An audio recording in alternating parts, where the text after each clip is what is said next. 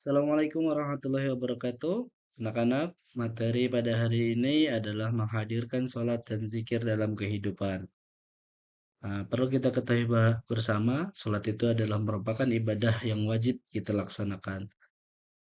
Sholat adalah tiang agama, barang siapa yang melaksanakan sholat berarti menegakkan agama Allah. Jangan lupa melaksanakan sholat 5 waktu ya di rumah ya. Baik, kita awali pertemuan dengan membaca basmalah bersama-sama. Bismillahirrahmanirrahim. Oke, yang pertama adalah mengenal sholat, ibadah yang menjadi penentu nasib manusia di akhirat.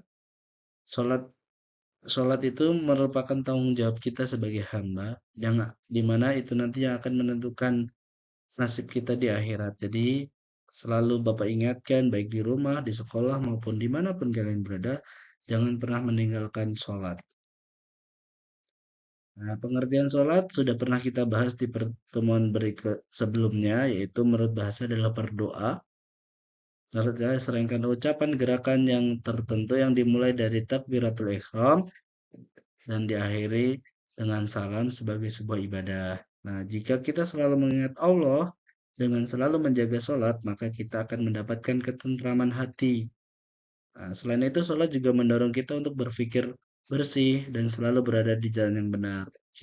Kita akan terjaga dari perilaku keji dan munkar apabila hati kita selalu ingat kepada Allah. Sholat dikerjakan bukan hanya menjalankan kewajiban atau sekedar memenuhi syarat dan rukun. Sholat hendaknya dijadikan sarana untuk menyadarkan diri kepada Allah, mengenai memahami keagungannya, kesadaran yang membuat manusia tidak melakukan akhlak tercela. Sesungguhnya sholat itu mencegah perbuatan keji dan mungkar. Dan ketahuilah, mengingat Allah dalam sholat itu lebih besar keutamanya daripada ibadah yang lain. Allah mengetahui apa yang kamu kerjakan.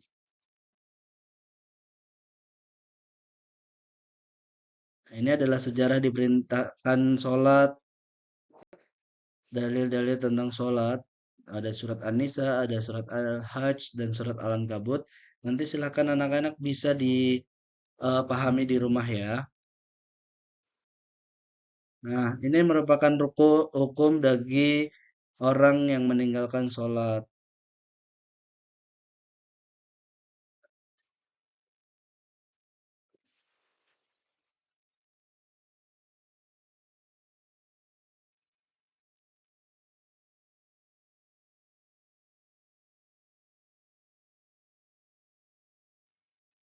Nah, lalu bagaimana kalau ketika sholat yang terlewat dari Anas bin Malik radhiyallahu an bahwa Rasulullah Shallallahu alaihi wasallam bersabda, siapa yang lupa melaksanakan sholat maka hendaklah menunaikannya pada saat ia menyadarinya.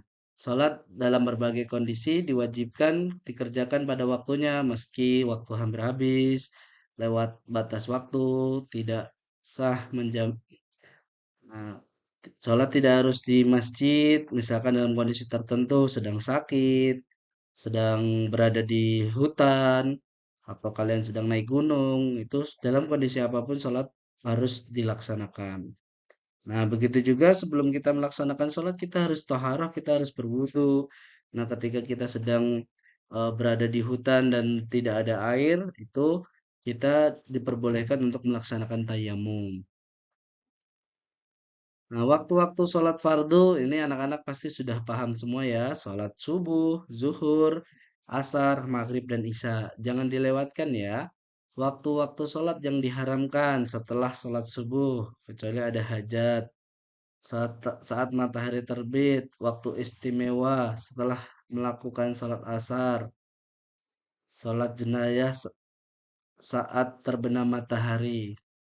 Syarat-syarat bisa melakukan salat, yang pertama yang ini kita sudah bahas, yaitu beragama Islam pasti nomor satu, balik dan berakal.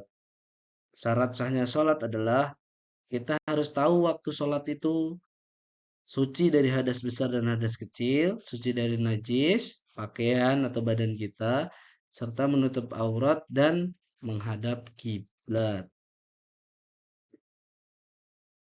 Nah, sholat itu merupakan doa bagi seorang muslim. Sholat menggambarkan keyakinan dalam hati dan salah satu bukti ketergantungan manusia terhadap Allah Subhanahu wa taala.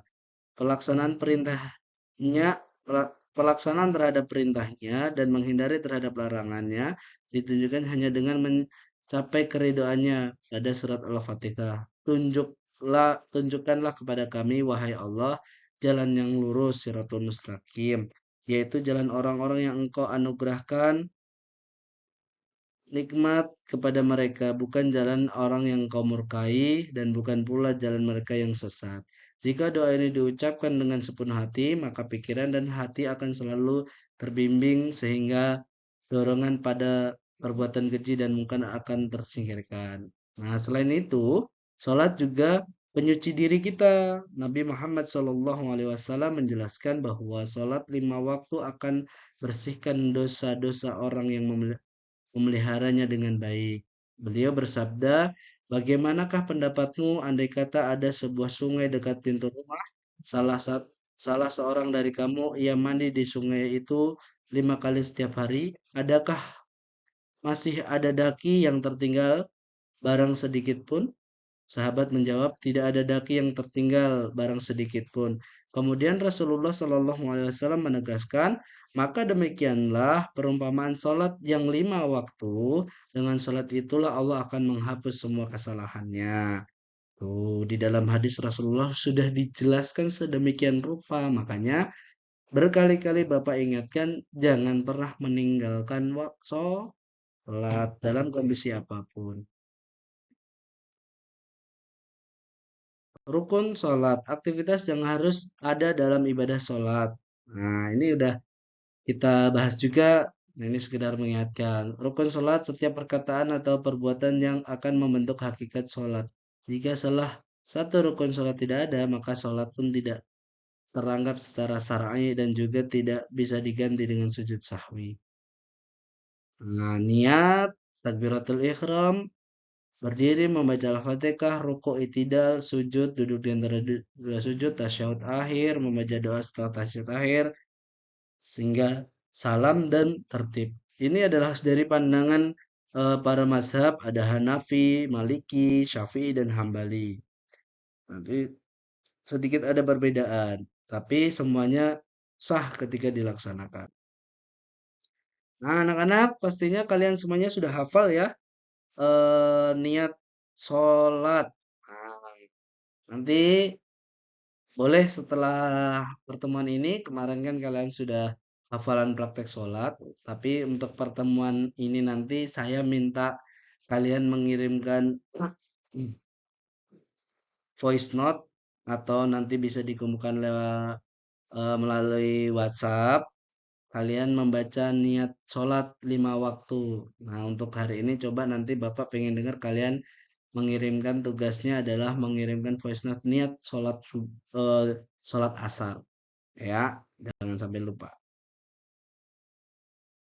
Oke, ini sunah-sunah ketika sholat bisa dipahami dari mengangkat tangan ketika takbiratul ihram sebahu, itu adalah merupakan sunnah. Melihat ke tempat sujud itu merupakan sunnah. Membaca doa iftitah, nah doa iftitah harus sudah hafal semuanya. Nah, yang membatalkan sholat. Ini harus kita ketahui ketika kita sholat itu ada beberapa hal yang membatalkan. Yang pertama bicara secara sengaja. Makanya selalu Bapak bilang sebelum kalian laksanakan sholat, sholat itu jangan dibuat bercanda. Banyak bergerak secara berurutan yang nggak penting, garuk-garuk kaki kanan, kaki kiri, rambut dan segala macam. Hadas, keluar najis atau terkena najis, misalkan kalian mohon maaf keluar kencing sedikit itu membatalkan sholat. Terbuka auratnya, merubah niat, membelakangi kiblat, makan, minum, tertawa, dan murtad. Itu adalah hal-hal yang membatalkan sholat yang harus kalian pahami dan jangan sampai dilakukan di dalam kehidupan. Oke, sampai sini. Setelah itu zikir. Zikir itu merupakan amalan untuk melembutkan hati manusia dengan banyak mengingat Allah. sudah kita pelajari sebelumnya juga, zikir itu adalah mengingat Allah. Nah,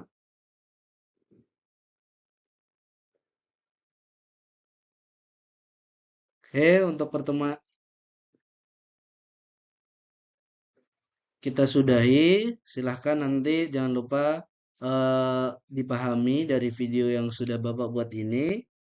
Terus jangan lupa hafalan sholatnya dari takbiratul ihram sampai salam. Yang paling penting yang jangan dilupakan adalah doa setelah tahiyat akhir. Untuk materi zikir akan kita bahas di pertemuan berikutnya. Terima kasih. Wassalamualaikum warahmatullahi wabarakatuh. Tetap semangat semuanya.